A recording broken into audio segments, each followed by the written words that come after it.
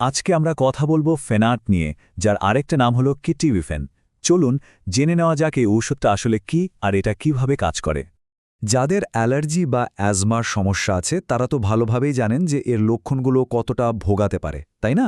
ঠিক এই সাধারণ কিন্তু বেশ কষ্টকর সমস্যাটা মাথায় রেখেই আমাদের আজকের এই আলোচনা। তো এই আলোচনায় আমরা কি দেখব? প্রথমে দেখব অ্যালার্জির চ্যালেঞ্জগুলো, তারপর ফ্যানাটের সাথে পরিচিত হব, জানব এটা কিভাবে কাজ করে, এরপর এর ডোজ, জরুরি নিরাপত্তা তথ্য আর সবশেষে মূল কথাগুলো এক নজরে দেখে নেব। অ্যালার্জি সমস্যাটা তো আর একদিনের না, তাই না? এটা অনেক সময় ধরেই চলতে থাকে। এজন্য হুট করে কোনো সমাধান খোঁজার চেয়ে জরুরি হলো আগে থেকেই প্রতিরোধের ব্যবস্থা নেওয়া। আর এখানেই আসে সঠিক ব্যবস্থাপনার বিষয়টা। তাহলে চলুন এবার আমাদের আলোচনার মূল বিষয়ে আসা যাক। ফেনাট আসলে কি এই কিটিফেন? খুব সহজ করে বললে, ফেনাট হলো একটা অ্যান্টি অ্যালার্জিক ওষুধ। এর মধ্যে অ্যান্টিহিস্টামিন গুণও আছে। এর মূল কাজটা হলো অ্যালার্জির প্রতিক্রিয়া যেন শুরুই না হতে পারে সেটা নিশ্চিত করা। এক কথায় এটা একটা মাস্ট সেল স্টেবিলাইজার। আচ্ছা, তাহলে এটা ঠিক কি কাজে লাগে? প্রথমত, এটা শ্বাসনালীর হাঁপানি বা ব্রঙ্কিয়াল অ্যাজমা প্রতিরোধের জন্য ব্যবহার করা হয়। তাছাড়া অ্যালার্জিক রাইনাইটিস মানে হে ফিভারের লক্ষণ কমাতেও এটা কাজে দেয়। এমনকি অ্যালার্জির কারণে চোখে সমস্যা হলে বা ত্বকে র্যাশ বা আমবাত উঠলেও এর ব্যবহার আছে। কিন্তু প্রশ্ন হলো, এটা কাজ করে কিভাবে? চলুন এর পেছনের বিজ্ঞানটা একটু সহজ করে জেনে নিই। ফ্যানাটের কাজ করার ধরনটা কিন্তু বেশ ইন্টারেস্টিং। এটা সমস্যার একেবারে গোড়ায় গিয়ে কাজ করে, মানে কোষের লেভেলে। শরীরে যে উপাদানগুলো অ্যালার্জি বা অ্যাজমার লক্ষণ তৈরি করে, ফ্যানাট সেই কোষগুলো থেকে সেগুলোকে বের হতেই দেয় না। মানে অ্যাটাক শুরু হওয়ার আগেই খেলা শেষ। এখানে একটা খুব জরুরি বিষয় মাথায় রাখতে হবে। ফেনাট কিন্তু কোনো ইমার্জেন্সি বা রেস্কিউ মেডিসিন না। ধরুন আগুন লাগার পর নেভানোর জন্য ফায়ার ব্রিগেড ডাকা হয়, সেটা হলো ইনহেলারের মতো।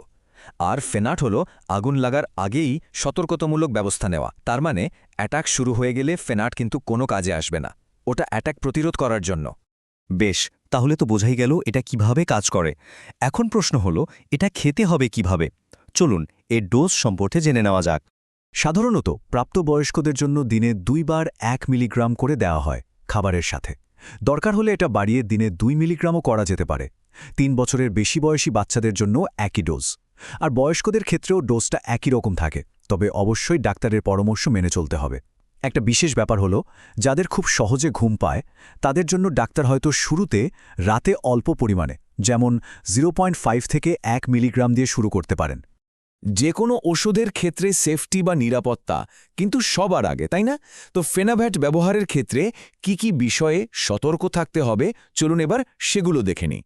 কিছু সাধারণ সাইড এফেক্ট কিন্তু দেখা যেতে পারে, যেমন ওষুধটা শুরু করার প্রথম দিকে একটু ঝিমুনি বা ঘুম ঘুম ভাব আসতে পারে, কিংবা মুখটা একটু শুকনো লাগতে পারে বা হালকা মাথা ঘুরতে পারে। তবে ভালো খবর হলো, এই সমস্যাগুলো সাধারণত কয়েকদিন পরে নিজে থেকেই চলে যায়। কয়েকটা বিষয় কিন্তু খুব ভালোভাবে খেয়াল রাখতে হবে।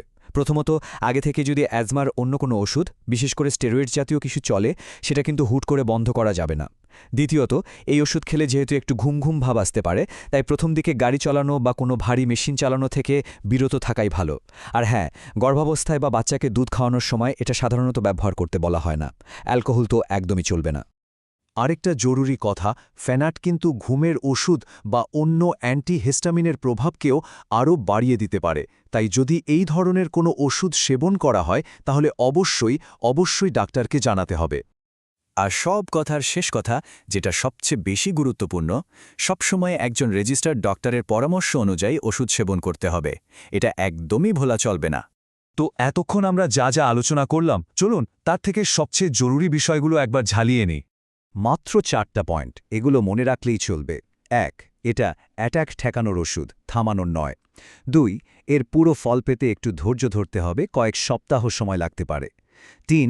প্রথম দিকে ঘুম ঘুম ভাব নিয়ে সতর্ক থাকতে হবে, তাই ড্রাইভিং বা অ্যালকোহল এড়িয়ে চলতে হবে।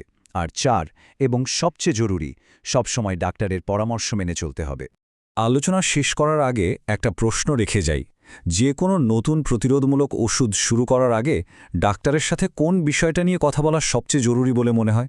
এটা নিয়ে একটু ভাবা যেতে পারে, কারণ নিজের স্বাস্থ্যের ব্যাপারে সক্রিয় থাকাটা খুব দরকারি।